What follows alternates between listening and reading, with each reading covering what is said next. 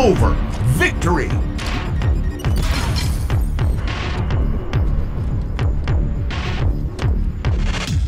Good morning, you beautiful people. I hope you guys are having a wonderful day today. Today I'm going to talk about my initial impressions on the Halo 5 beta. If you are a Halo person and you are new to my channel, welcome everybody. Hope you're having a great day today. I am mainly a Call of Duty player. If you were to ask me something about a Call of Duty dynamic, I could probably go on for 10 minutes in a video about that certain dynamic. So that is where I'm coming from. I know what is successful in Call of Duty. I know what makes someone successful in Call of Duty.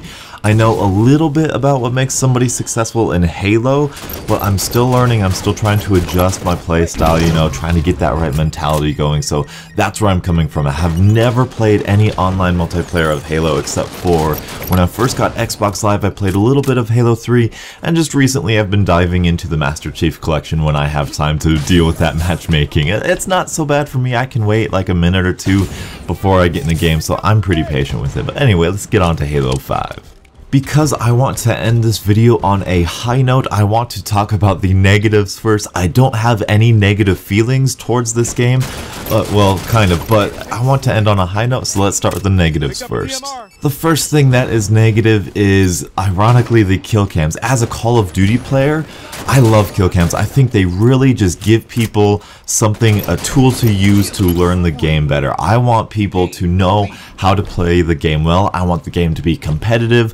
I want people to know what made me a smart player in that situation. I want to know what made me a bad player in that position and why I lost that gunfight. However, as a Call of Duty player, the kill cams in Halo 5 are completely worthless. First of all, they are incredibly laggy. I know Call of Duty has this problem recreating exactly what happened a couple seconds ago and replaying it for you from somebody else's perspective. I know that's tricky to do in coding, but it is so bad in Halo 5. The enemy will not even be close to hitting you, and it will give them the hit marker, and that is not what I'm looking for in a kill cam. And the kill cam starts basically on the last shot. It doesn't make any sense to me why it doesn't start any sooner, because I want to know the events leading up to my death, rather than just seeing the one frame of my death and then dying and then it's over with. As kill cams as they are right now, they are useless. Even as a Call of Duty player,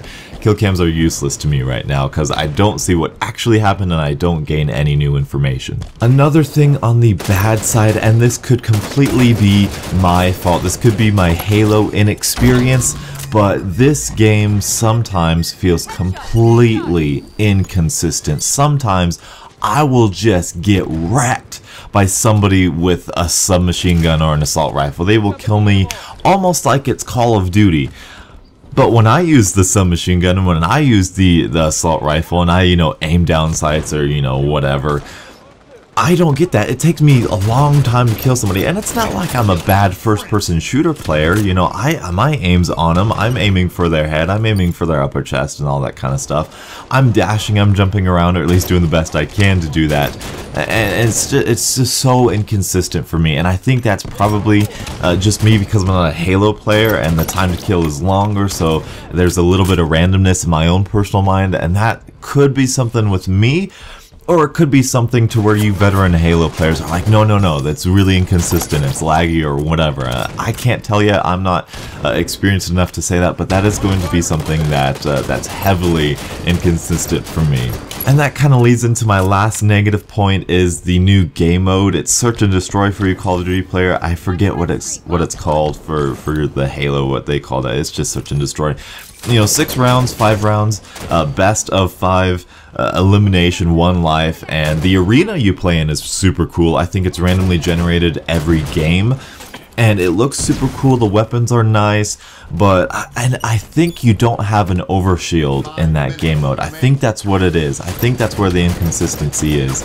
I'm not entirely sure, but it just feels bad. Like, I hate Search and Destroy, so that was something that I don't like, but that's just a personal preference. But I just had to throw it in there because it's a little bit of a rant. And now for the good stuff. I love the weapons in this game, and that's something that I didn't adjust for, because in my head, Halo is not about the weapon variety. Halo is about getting the power weapons and using them. But I feel in Halo 5, I could use an assault rifle, I could use a submachine gun, I could use the DMR, the battle rifle. The battle rifle feels actually kind of nerfed, like really badly in this game. I feel like I can use these variety of weapons and still have the power weapons be the power weapons. You know, I haven't used the rocket launcher. I don't think we have the rocket launcher yet. I've used the energy sword and the Prophet's Bane. I suck with the sword. I'm just so terrible. But I love the sniper rifle, and my favorite, without a doubt, my favorite gun is the light rifle. It is so good. People said, I saw on the subreddit, they don't like the way it aims down sight. I think it's sweet. I think it's alien. I think it's cool. I love it. I just played a game with it and I got, I think, 3 perfect kills. Perfect kill. That's another great thing I love about that. But yeah, I got the weapon variety. They're all useful. The DMR is my close second favorite. It's so great. I love it. You know, just that single shot. It's so powerful. They feel good. They sound good. They look good. I really enjoy the weapon variety in the Halo game, which is something I don't think I've ever been able to say before. I'm going to combine these two, the maps and the new thrusters. I'm so tempted to call them exosuit abilities or exoskeletons, but they're not that. It's not Call of Duty, and I think for a Halo game they have implemented it perfectly. Another thing, I have a Xbox One SCUF controller, so I can use the B button on the paddle on the back, and that is the way this game is meant to be played. Unfortunately, if you have a stock Xbox One controller, it's gonna feel a little clunky. Even with the SCUF, the controls still feel a little clunky. I feel like Advanced Warfare did it a little bit better with their exosuit movements, with just using the thumbstick and clicking it in. That feels a little bit more natural, a little bit easier to do with a stock controller. With the Xbox One controller, it's a little bit better. They have more of a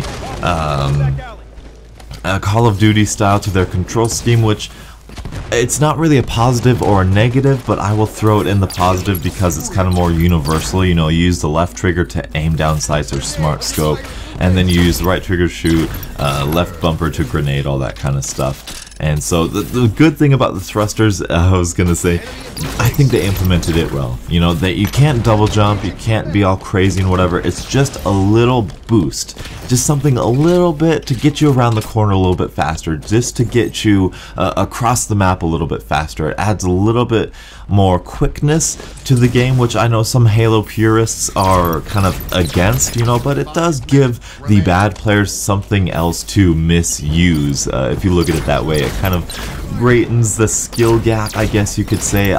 It doesn't really... It's a really terrible territory to kind of tread on here, because Halo is a very sacred game, and when you start making these major changes, it's very difficult for the Halo community to adjust. But I feel they haven't changed the core gameplay. Yes, I've gotten out of engagements because of the thrusters that I might have died in. Yes, I haven't gotten kills because of the thrusters that I might have died in. I'm not sure, good or bad, whether or not, you know, that's up to you. Personally, for me, it's a good thing. I can still go into gunfights confidently and get a kill when I want to. And that's another thing, the smart scope. I'm going to put this at the neither positive nor negative. I'm not sure how they implemented it quite yet. They are kind of hush-hush about it.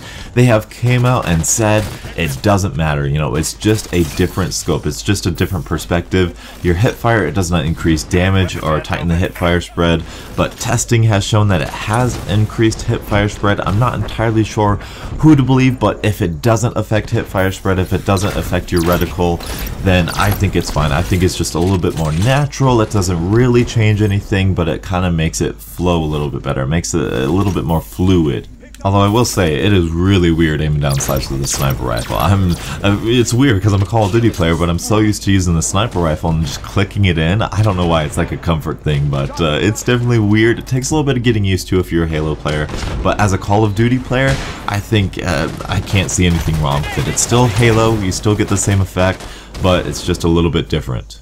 As far as the thrusters, the dashing into people, the running, sprinting, and then beating somebody down while you're in mid-sprint, or boosting down from above on them, I really haven't used them all too much. Maybe I can find the gameplay that I actually got a kill with those in, but really doesn't change anything. I have not gotten a kill from boost slamming onto somebody yet in Halo. I landed directly on somebody. I think I'll show you that in the gameplay behind you, but it doesn't feel like it's implemented perfectly. It's just more of a silly thing at this point. I don't use it. I don't think anybody's gonna really use it, so that's that.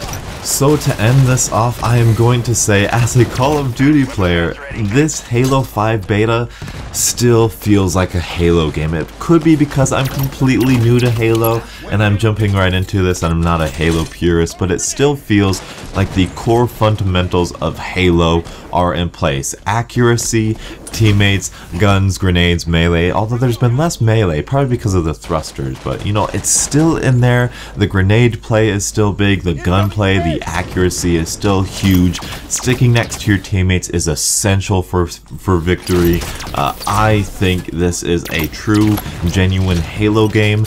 The weapon variety is great. They've added these new thrusters, which gives it a little bit more fluid feel. You're not this one-ton Spartan that's all stiff and everything. You're running around. The pace of the game is great. The spawns could use a little working on, I will say that, but the arena type maps are super fun. They encourage this kind of, you are in a battle. You know, there's no camping in this game, which I'll get to in a later video, but I love the arena style.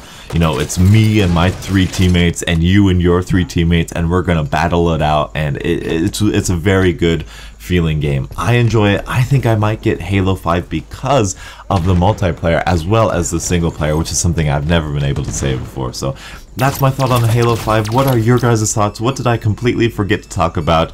Thank you guys so much for watching. Leave a like if you want more of this Halo stuff, and subscribe, of course, if you're new.